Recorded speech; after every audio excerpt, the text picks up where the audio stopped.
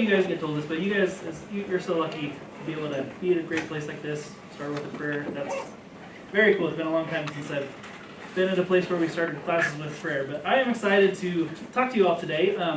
So I know I've had interaction with several people here. It's great to see some familiar faces through AACT and AERA throughout the years, and even Open Ed Conference, which I know a lot of the people at BYU are involved in. So I'm glad to finally be here on campus. Like I said, I've had interaction with the IP&T department throughout the years, and I'm currently at Indiana University working on my dissertation.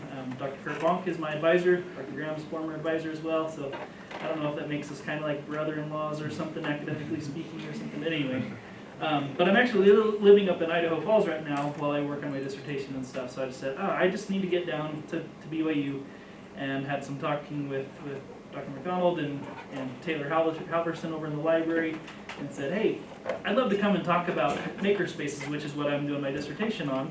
And he said, great, yeah, come down and tell us about it. So, yeah, so the title of this talk is Designing Makerspaces for Instruction and Learning. And the reason why the makerspaces is in parentheses, because I know that probably every single one of you are not thinking about designing makerspaces, but the principles that I'm going to talk about, hopefully you'll kind of incorporate those into your own things, into your own projects, whether it's instructional design, course design, space design.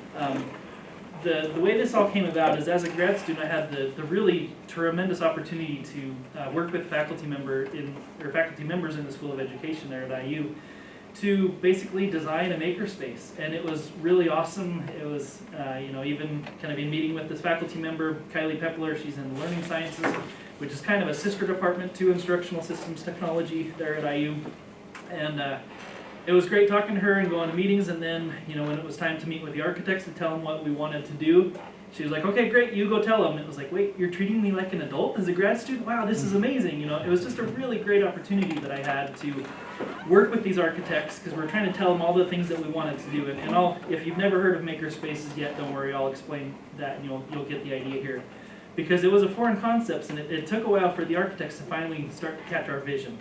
But as Dr. McDonald said, I like fun stuff, and one of the activities that I love doing in maker spaces or just with kids or adults is aluminum foil. So what I want you to do now is I want you to take 90 seconds and just make anything, just make something out of the aluminum foil there, okay? There's no guidelines, just make something.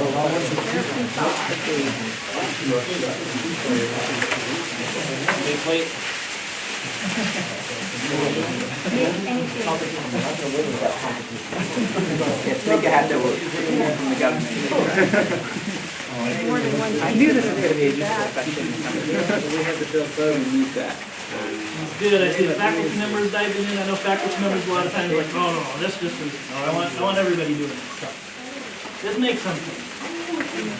We need one more minute here. And those of you viewing that line, go grab a roll of aluminum foil and make something. There you go.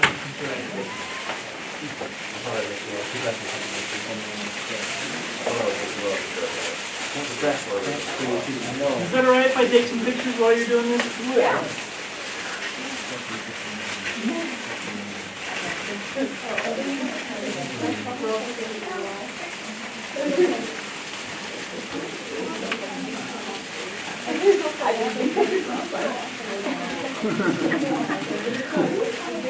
Thirty more seconds here. Snowball.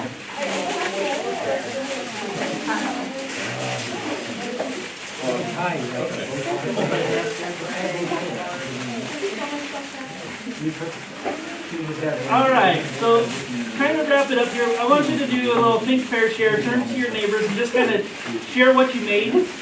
And if you have a little bit of a, maybe there was a thought process behind of why you made it, great. If not, just share what you made. Just take a minute here and share with your groups, and then I want to have a couple of the groups talk about something that they made. Okay? So go ahead and just share among your groups.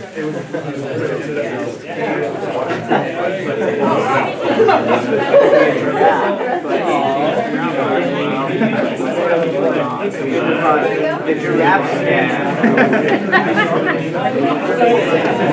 Mine is the little projectile, whatever you want to call it.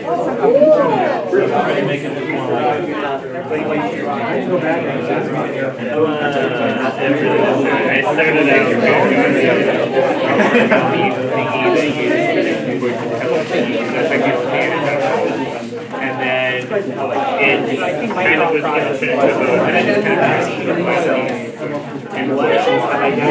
it's kind of good for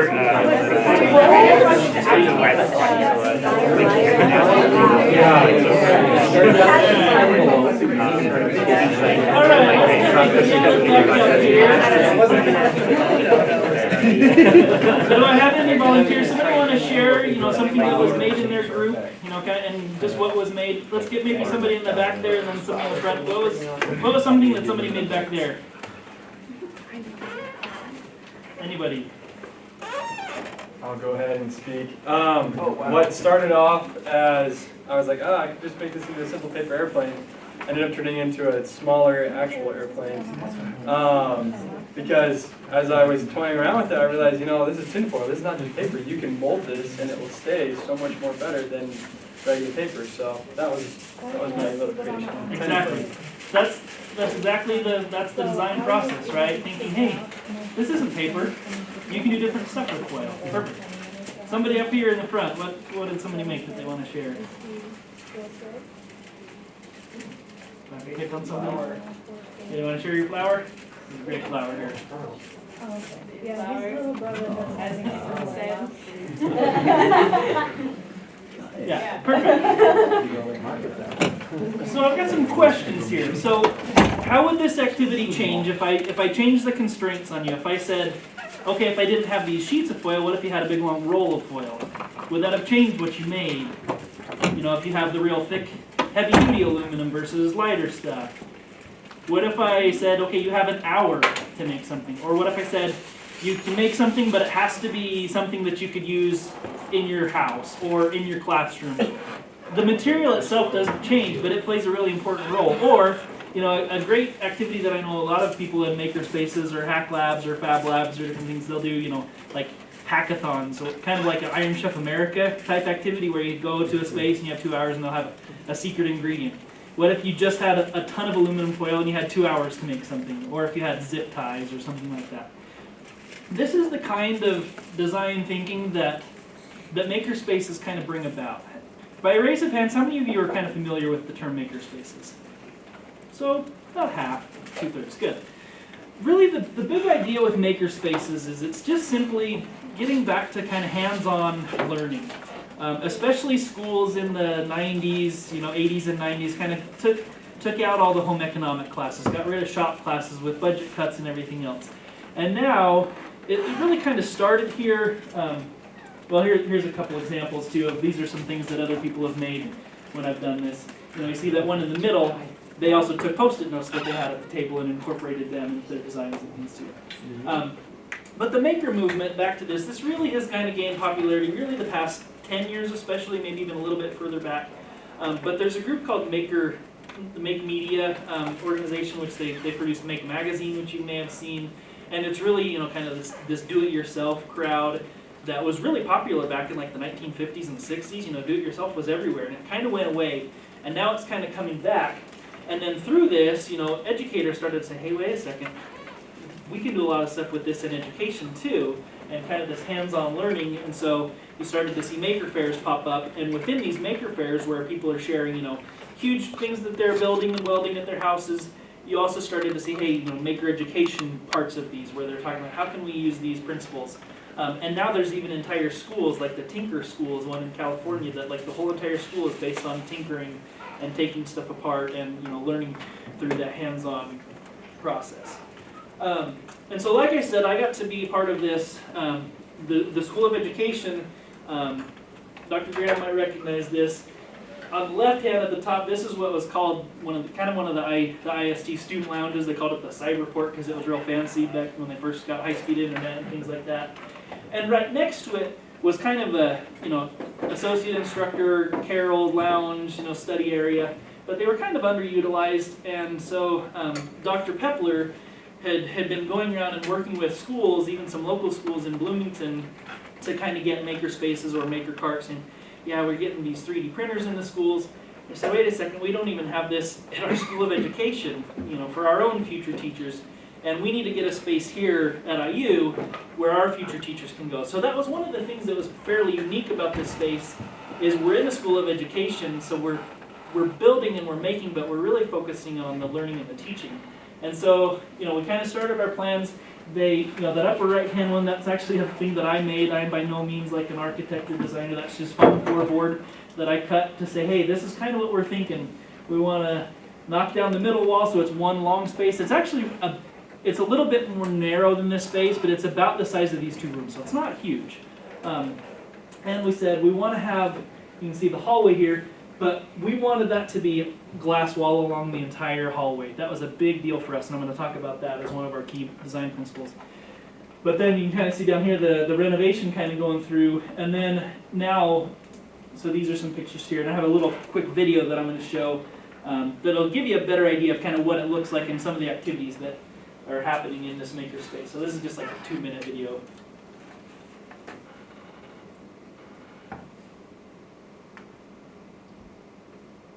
Oh yeah, there's some fun, some nice music here.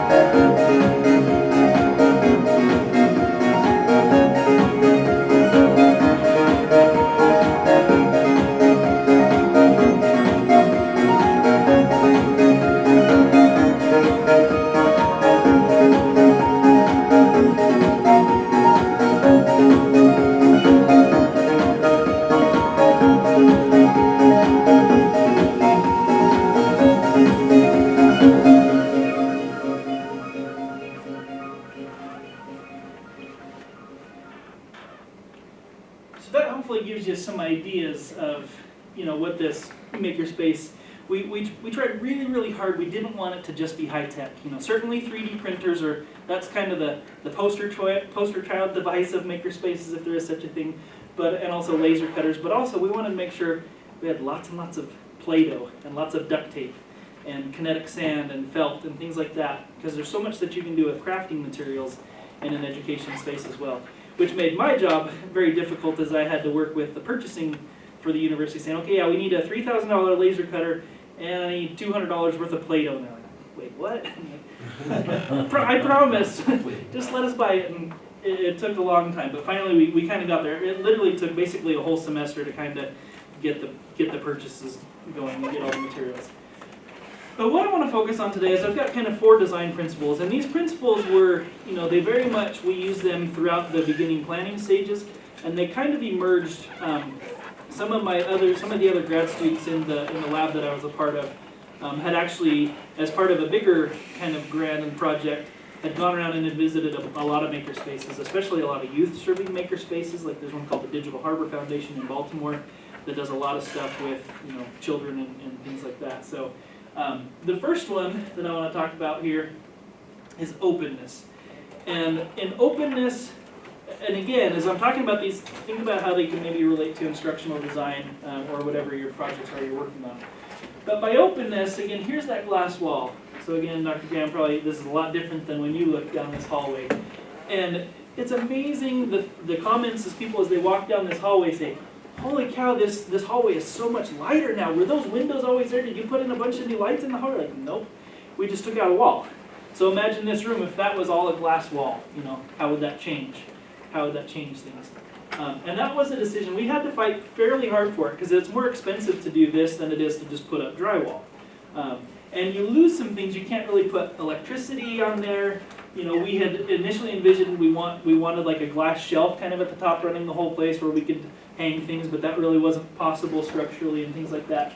So there were some trade-offs, but ultimately we really felt strongly about this. We wanted this to be an active space, and we wanted people as they walk by this to look in and say, what are you guys doing? And just stop in and say, hey, you know, what is this space?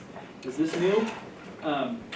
Especially because in contrast, across the hall, there is a really high-end podcasting studio that they had put in just before I got there. And especially when I started in the master's program and then continued in the PhD program. But you know, they had all these dreams of, you know, this high-end podcasting studio with surround sound, but it was very closed off. There's one door, you know, one little tiny sign saying what it is.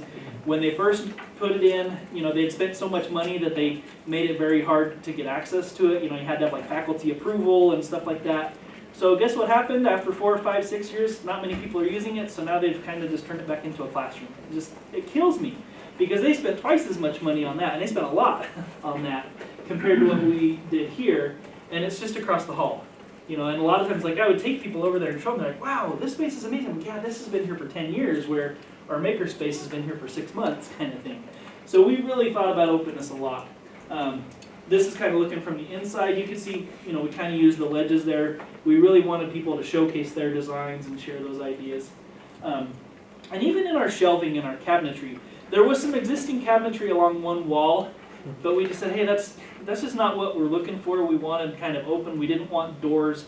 And, you know, there was all these decisions and pushback saying, hey, but we need to lock stuff. What if somebody takes something? Like, well, we'd rather have just one key card lock on the main door, and then once they're in, you know, then they can have access to all of the things, and, you know, hopefully things don't walk off, and there's things you could do to minimize that. But we wanted these open cabinets, and so to start off, we actually took a cardboard box, and as one of our activities, we kind of designed this and said, hey, what could we do? What kind of a thing would we want? And we even got some old wheels that we found to put it on wheels. And then ultimately, when we met with the furniture designers, we shared these ideas, and again, it took some convincing, and honestly, like, we even wanted the backs to be open as well, and they said that's not, we couldn't really do that structurally. It would have raised a whole lot of other things. They said, okay, fine, we'll put a back wall on, but we want these to be, we want the front walls open.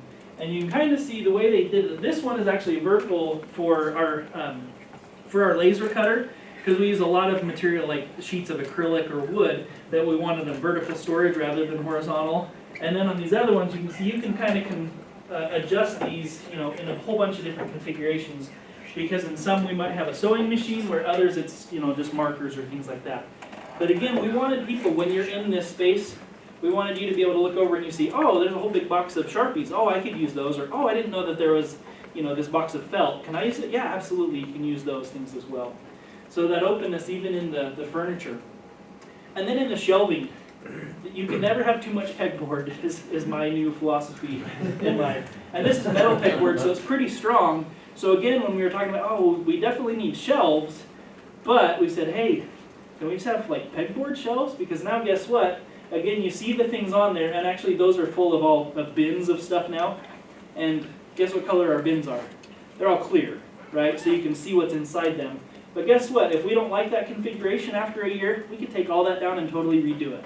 You know, it's very open and flexible, which I'll talk about more in just a second. But yeah, just the open nature. And again, these cabinets, we designed them so they could actually just go underneath the counter. But again, you can see inside them. And again, you know, this is kind of one end of the space that has a little bit more of the tools. And then this is the other side of the space, which has our 3D printers and some other things as well. All right.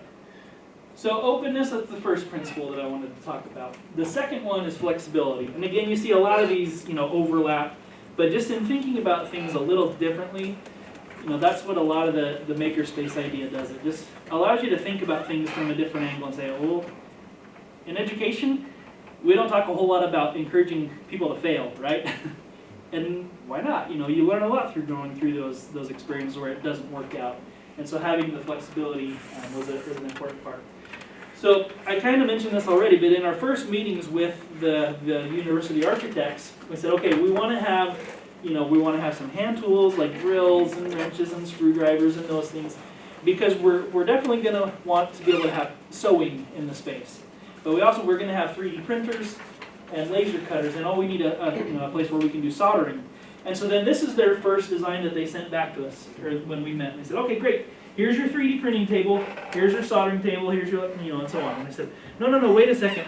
We want this so that one day all of it is fabric for sewing, and the next day all of it is 3D printing workshop, and the next day is something different, or the next day we totally move everything and we just use the floor. I didn't specifically mention that in here, but again, like there was old tile in there before, and like we pushed hard and said, hey, can we just keep the concrete? They're like, oh, it's gonna look old and beautiful. Like, yeah, we know. We want that. We want that if somebody spills a little bit of paint on the floor, that's okay, because it's okay to paint in this space. It's not a classroom. And we wanted that, pretty stark contrast from what traditional classrooms might look like. So we wanted the flexibility to, hey, one day that's going to be a student presentation space, right? One day, and we have this, TV that, again, this is on a little cart that can move around a little bit. We can have classes in there. The next day, this can be, this was actually a group of elementary school kids that came in for a design workshop. This was part of a research grant or project where Dr. Glazewski, who's in the far right-hand corner there, she worked with these local teachers. They were designing these aquaponics systems, which are basically fish tanks, but with the filtration and with plants and kind of the whole enclosed loop. But they came here to make kind of their first design out of corkboard or poster board or cardboard, and it was a really cool activity. My favorite part of this picture is that the lady right there in the black on the middle. That's Professor Elizabeth Bowling. She's the Associate Dean for Graduate Students or whatever. She was our department chair. She saw these kids using the X-Acto knives, and she said, let me show you guys how to do this. And she's a graphic artist, an amazing designer. And it was so amazing to watch somebody that just knew exactly how to do that. And she sat down and really showed them some pointers on, hey, if you want to get really good cuts, make sure you're right in line with it, and just things like that. But she was able to just get right down on the floor with the kids and show them. And you can see the tables kind of get pushed out of the way. And that was because of the flexibility that we designed here. This is anyway, this is a video as well. And again, there's not really any sound here. The thing that I like about this is actually a design. It's this little flower here, this 3D print. But the thing that's cool about this design is normally when you're making 3D prints, you think about the support structures of things, because as it goes out and prints, it needs to sit on stuff. Well, this designer said, hey, wait a second, I don't want that. I want it to kind of fall down and loop, and so they made it upside down. Again, they kind of turned this design around and thought a little differently about this, and took advantage of what normally is a constraint of a 3D printer, but they turned it into an important part of this. So again, there's these kinds of, incorporating flexibility into your design so that you're not only set on one set way. In most things, there's not one correct answer, right? There's a lot of ways to do things. And so, anyway, flexibility was a big part of this. We wanted it to be, useful for a lot of things. And the other thing is, I don't know what this space is going to look like. It's a little different now, even this year that I'm not there, and it's only been a year. But think 3 or 4 years down the road, maybe 3D printing is even bigger, and they have a bunch of them. Or maybe 3D printing is like, I don't know, that was just a fad, and it's a big pain, and it takes too long, and we don't need that anymore. We want to go with something else and turn it into this. We designed the space so that it could be done that way. Okay. I'll save some time for questions at the end too. But if you have any questions as I'm going, feel free to stop as well. So I have a question. Just who is the main audience you imagine using this space? Yeah, that's a great question, and yeah, I probably didn't really fully answer that. But so maker spaces, as I've said, they are coming into universities a lot. Here at BYU, you've got your innovation center, which I know Dr. West and others have kind of been involved with, and trying to kind of push this and say, hey, let's get a physical space where we can kind of collaborate. This morning, I actually went and saw some of the manufacturing departments in the School of Technology. And they've got some really serious manufacturing stuff that's much more than what we would typically do in a school setting. But we very much wanted this to be School of Education, so for our future students. We wanted the students that are, when they're going out for jobs, to be able to say, we don't want them to just say, oh yeah, I saw a 3D printer once, right? Or I heard about that. We wanted them to say, oh yeah, I went down to our Maker Lab, and I 3D printed these set of 3D objects that I could use in my first grade class, or something like that. Or yeah, I designed this thing and I printed it out, or I laser cut. So definitely future teachers, because it's a school of education, that was a big deal for us. But also research. We wanted it to be really used for teaching and research as well. So there are some classes that meet in there. We've had kind of, some of our graduate seminars kind of in like that, but also like there's a whole class that was taught on constructionism, right? And constructionism and the roots in constructionism is absolutely in line with makerspace. The idea of, hey, you've got to construct this knowledge, and by having these physical, tangible objects, it changes, what goes into your brain and the learning that occurs. But also, we wanted it to be used for faculty and staff and just regular things as well. I've had a lot of faculty and staff members, department admin assistants come down and make things, or one for it was like the New Year's party or holiday party that they were doing a gift basket, and one of the ladies is a big Beatles fan, said, "Hey, will you 3D print something with the Beatles to put in this holiday basket?" And so even just fun random stuff like that. That we printed this thing, and guess what? Her basket definitely raised the most money or whatever, or most people wanted it. So yeah, I mean, we very much wanted it to be for the whole School of Education. Even more general than that, a School of Education is already kind of this interesting, mini university, right? Because you have math education, you have science education, you have art education, and you have IST or IP&T and learning sciences. And so the faculty committee that was kind of planning it, we made sure we wanted to have art education and science education involved as well. Because we did not want it to just be, an IST space or whatever. Because again, just logistically speaking, the money for this came from the dean, so it needed to be for the university, it wasn't just for the department. So that was a long answer, but I think that's a good question. Hopefully that answers it. So thanks. So the third principle that we focused in and talked about is mobility, okay? And again, you've already seen some of this in what we've shown, being able to move things around and be flexible. But also, like the tables that we got are height adjustable, so you can raise them and lower them. We didn't want, like 3 or 4 big tables in there. Instead, we wanted 6 small tables that you could combine them into a bigger table, kind of like this. The tables that we have are a little bit smaller and a little bit narrower than this. But you can combine them, or you can raise them, and they have wheels. They only have wheels on one side, so you have to kind of lift them and roll them. And then even the chairs, having these chairs that are all on wheels. I went and Dr. McDonald took me to kind of your studio space. I think it's on the 2nd or 3rd floor, where again, you can rearrange the tables and chairs very easily. That's a very important part of this, and being able to move them around in the space, was really important. Even like we didn't want to have like a bunch of couches, it's a small space, but more than that, we didn't want this to be like just like kind of the hangout space. We wanted this to be a, hey, yeah, we need a space to sit while your laser cutting finishes or your 3D printer or whatever. But even these kind of bigger chairs, they're on wheels too, so you can move them. If any of you are familiar with the design school at Stanford, and they have a really great book called, I think it's called Make School, or Make Schools. And they have just a ton of real practical, advice and designs about that. Build your own tables out of wood, build your own, whiteboards, and put everything on wheels. Put your couches on wheels, and it just totally changes what you do in a space. And so that mobility was really important. So getting back to these cabinets that we designed as well, Dr. Pepler in the previous, a couple years before, and again, kind of the genesis of this idea. She had worked with one of the local, it's a charter school, a K-8 charter school in Bloomington called the Project School, and she helped them get a grant for a maker cart. And so the cart, it was actually probably about as big as one of these tables, fairly large, fairly industrial, fairly heavy duty, because they got it big enough to where it had a laser cutter with a filter, with a filtration built into it so they could do it. Had a laser cutter, and I think at some points it's had, a sewing machine or other things, but the idea with that is that they could take this cart from room to room, in the school, and so it was mobile. And honestly, you could even take it outside of the school pretty easily as well. In practicality, after a few years, what happens is, kind of the science teacher in the middle school kind of co-opted it and basically turned his whole room into a maker space.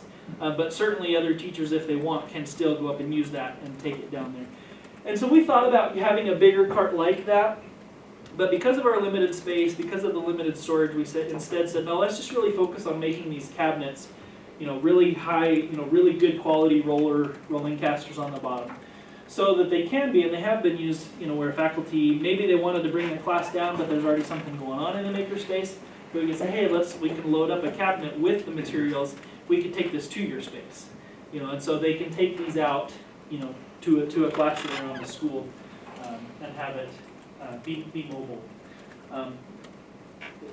Kind of building on the mobility as well, we also did, we purposefully got the same brand of laser cutter that they had at the project school, and there was another space in town that had kind of this similar laser, the same brand of laser cutter as well. And so we definitely kind of thought about that as well, saying, hey, we wanted to have, rather than go with a different brand that even may be better or worse or whatever, but there's a few people around town that are already familiar with this. We wanted to kind of build that network and have that mobility kind of built into the tools as well. So mobility. So the last one here is diversity. And certainly this diversity is talking about, race and gender and all of that. That definitely was something we thought about a lot too. But also, even more importantly, just diversity of projects and the things that you can make in a space like this. So, again, for example, I kind of already showed this, but on the right-hand side, it's very industrial looking. We've got the tools, hand tools, cordless drills, things like that. So we wanted to make sure we offset that with bright colors, and having a lot of duct tape. And again, we didn't want this duct tape, in a bin or a box in the corner that nobody can see.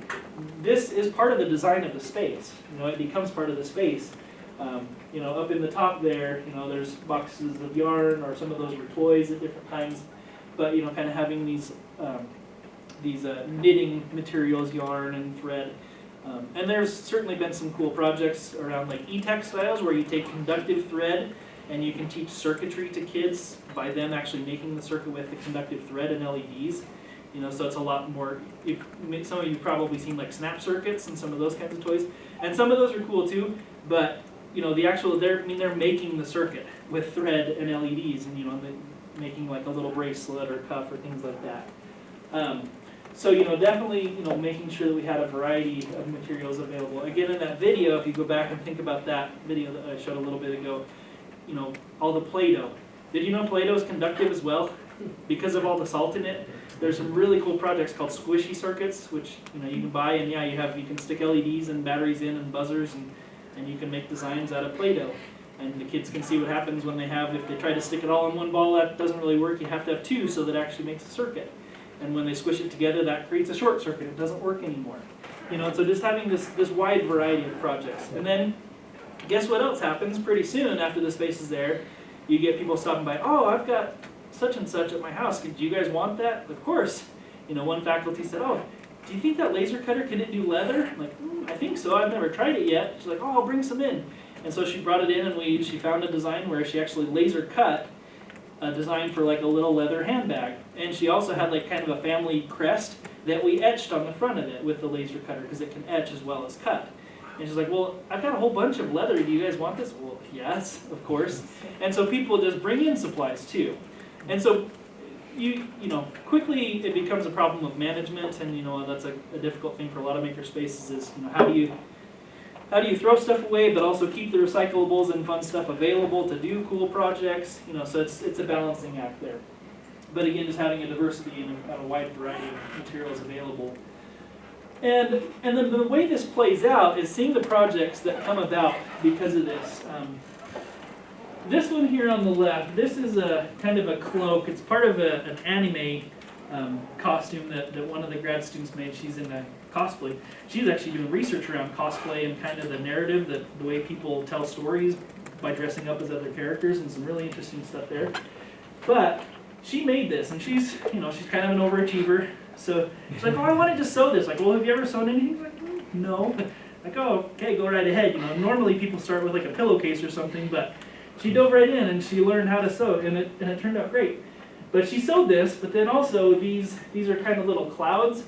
She designed these in Illustrator, and then we laser cut them out of felt.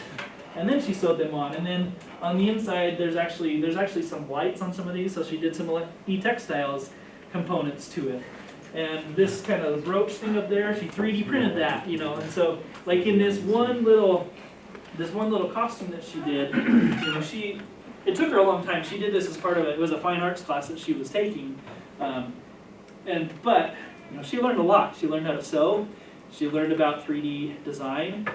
She learned about 3D printing and laser cutting. And some of the work that Dr. Pepler has been doing is a lot about kind of rethinking like engineering admission tests for engineering schools. That a lot of times they're very masculine based. And that's why maybe there's not as many females that go into engineering. Well, guess what? There's a whole lot of engineering that goes into, you think about the spatial reasoning and 3D thinking.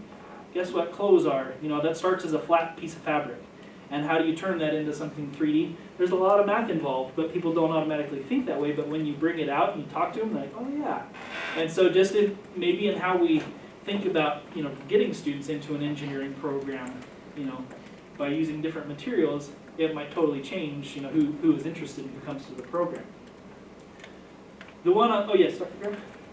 So this is really interesting. I'm wondering if has enough research been done in this area to know how different curriculum areas integrate with the makerspace? Mm-hmm. In other words, is the primary goal really more creativity and design thinking and not connected to specific content learning, or are people thinking about how to change curriculum so somebody has a project or given a challenge or given something that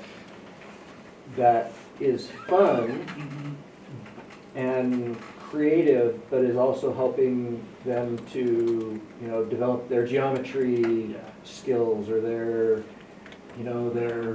understanding of something. That's right. Yeah. The answer, first of all, no, there's not enough research done yet. People are starting that.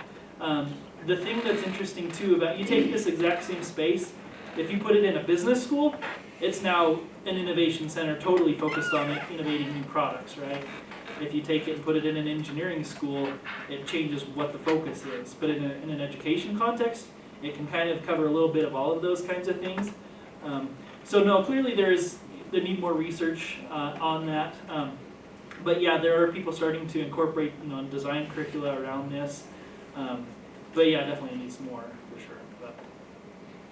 So when you're trying to market this idea, for example, to a library in a high school or some other place, market this idea, do you market the idea based on students need to learn a different set of skills, they need to learn the design, the innovation skills, and this is going to get at that? Mm-hmm. Or do you market it as this is a way to, there's a new creative way to get at the other kinds of content learning that are happening? Yeah, it can be both, certainly. I think the biggest thing, like with any type of, incorporating new technology, is it needs to be a systemic thing. Because if you put a makerspace in a library and students can go there for a half an hour a month, that's not really the idea, right? That's not going to change much. But if you put it in a space where, hey, the English class is going to come down there and they're going to tell stories through things that they've made, and then the math class is going to come and use this. So yeah, I mean, the powerful stuff that really can happen with this, Paulo Blickstein at Stanford talks about this, like his kind of powerful ideas that can come through this. But yeah, it needs to be the whole class. I mean, the whole school needs to be involved, because otherwise, I've heard not horror stories, but it's like you get schools like, oh, we just got a 3D printer. Oh, that's great. Tell me what the students are doing. Oh no, the students can't touch it. But our media specialist just made these really cool keychains, and you're like, wait a second, that's not going to do anything. Because you see other examples where librarians are having after-school clubs where they have a jewelry club where they make 3D designed, with the 3D design. And it was a school in Indianapolis that this librarian had done this, and it had such great success with the regular 3D printer that she was writing a grant to be able to get a metal 3D, one that can actually extrude metal, so they could really make metal, jewelry and stuff like that. So I think maybe that answers your question, but yeah, it definitely needs to be more than just, hey, here's this space, come access it as you can. It needs to, in order for them to work well, you need to have, here's who can use it and how. You know, having those examples of what other people are doing is a really big part of it as well. So this one over here on the right, this was a student project as part of an art class where they actually, their whole semester they met in the makerspace some of the time. This was a kind of a mandala light box that she hand designed that and then laser cut it. And I'm going to go pretty quickly here through some of these. This is part of a toy hacking activity as part of an early literacy class. This toy hack, you take toys and you hack them apart and then you remix them. And the interesting thing about this is you kind of then think about how is the story different just based on the object itself. You know, here's another example of this toy hack. And you get some really interesting things, and it's always funny when you see something like this, when they've done this activity, you know, they put all these toys out and you have X-Acto knives and saws, and at first everybody's like, you want us to do what? Like, yeah, you can cut these, and then pretty soon they're like diving, like, oh yeah, this is cool, they're ripping them apart. Hey, I need that head, you know, and stuff like that. And again, so this is kind of a 360 view of when we had this art exhibition. All sorts of projects that the students did, just really cool stuff, though I don't really have time to talk about. But incorporating laser cutter, incorporating 3D printing. This is one where the student was a big basketball fan, and so he recreated, this is a version of Assembly Hall, the basketball arena. And on the right, that's a representation of, it's called The Shot. It's when Indiana beat University of Kentucky a few years ago. That was ranked #1. It's kind of, it'd be like the back to Harleen, you know, here at BYU. But whenever anybody walked by, like, oh, that's Christian Watford, that's The Shot, right? And like, yep, you know, and just those stories that are told. This was another project where this girl had self-esteem issues, and so she wrote this poem about herself, kind of talking about, you know, kind of self-worth. And so she laser cut each of those. This is just cardboard, but we laser cut all of those individual letters, and then she glued them, and then she painted it. And just this really cool project that it turned out. So again, there's that light box. So I want to save a few minutes here at the end for some more questions, but just to again review these 4 design principles: openness, flexibility, mobility, and diversity. I just think that these are, you know, just kind of can be kind of core guiding principles in a lot of what we do, and thinking about, hey, not everybody is like me, right? Not everybody thinks like me, or how can I make sure that I'm doing this instructional design or this course design to take into account, you know, the person that's working full time, maybe even in another country, and things like that. So, yeah, so there's another photograph. But so again, going back to the title slide here, you know, just kind of thinking about these questions here. You know, in what ways can the design principles of a makerspace be used in any of these other, you know, contexts? So I'll go ahead and put, this is kind of my Twitter feed or my email. I do have some business cards, and I brought in just some example 3D prints and things like that, and some laser cut that you're welcome to come up here at the end. But what questions do you have? We got just a few minutes here before we need to be done, but I'd love to hear any other questions or thoughts that you have. So you mentioned a lot of the time, I'm not sure if you're speaking as if you are often in the lab helping the students, or if the lab is doing that. So how do you work the supervision of the lab? That's a great question, and it varies from space to space. I pretty much did everything there for that 1 year. I mean, that was my graduate assistant appointment. But I was only able to be there 20 hours a week. So pretty much I had, you know, these 10 hours I know I'll be there for sure. You know, we'd have kind of open hours where people could come in. We would do like once a month, we'd have a make day where we'd say, hey, come in anytime and do that. But the other thing, like I said, it does have a key card access, and that's part of the challenge. It's one of the things that they've really been working through this year, is kind of almost more of a safety certification, that we wanted this to be as easily accessible as possible. We didn't want to have to make people go through, you know, oh, you've got to take this big long certification course before you can come in.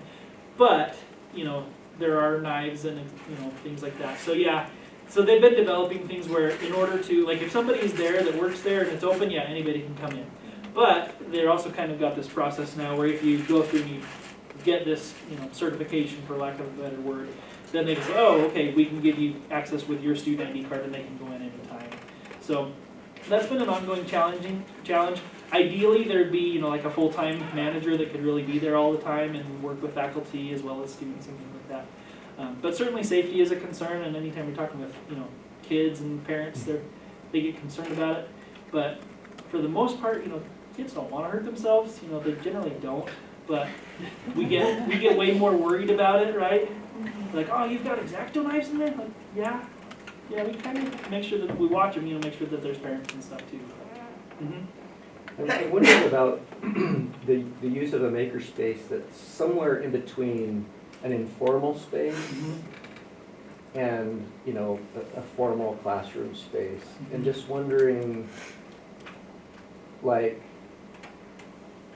as soon as you bring the whole classroom in, it's not a completely informal space anymore, right? Because the teacher has some kind of a purpose and all of that. So I wonder if you could address that. And the other question I have about it is, in order to really do the kind of learning that you would want to do, there's a certain amount of learning of technology, right? Like, you can't really do the really innovative things unless you understand the constraints of the laser cutter, and how to work the laser cutter, or the sewing machine even. Like, I can't just sit down at a sewing, I have one at home.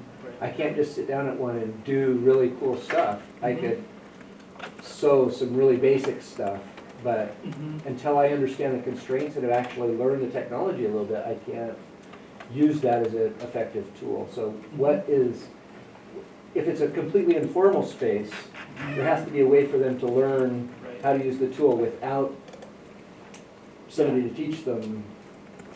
Yeah, you get into the idea of, you know, having some scaffolding, you know, maybe it's just some examples where, again, maybe start with that sewing a pillowcase for somebody where they could probably do that a little bit more self-guided, and even, you know, 3D printing or laser cutting.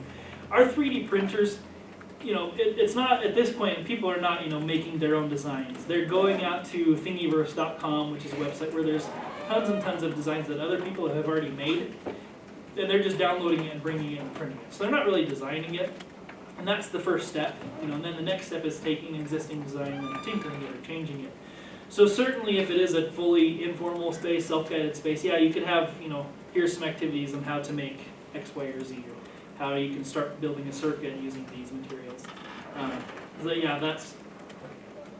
there's certainly that continuum there between structured and unstructured and formal versus informal that, you know, this can touch a lot of spaces. As far as your first question, the other thing that's interesting about this is again, kind of like this presentation, what I'm doing, is a lot of these ideas, like a teacher could just take bits and pieces of this and take it into their classroom and just do, like, one of my favorite activities too is making a paper roller coaster, where you just need tape and a whole lot of cardstock. You know, you don't have to write a grant for $3,000 laser cutter. You just have this paper roller coaster and you build a simple loop, and you can talk about gravity or Newton's laws of motion with little kids, where high school kids, you give them 2 weeks and they can, you know, get into real serious roller coaster engineering concepts. So certainly a lot of this can be taken into any room as well, and that's, you know, part of this. It's not like maker spaces are gonna change the world, right? But having access to a space like this in a school allows you to do things that are not possible without it, and that's part of the idea. You know, 3D printing, it's fun, it's exciting, but it's also a pain. It takes a long time, but there's things that you can do with a 3D printer that you just can't do any other way, and so that's exciting too. So. Okay, we want to thank Justin for coming. We'll continue the conversation downstairs with Sue, so thank you.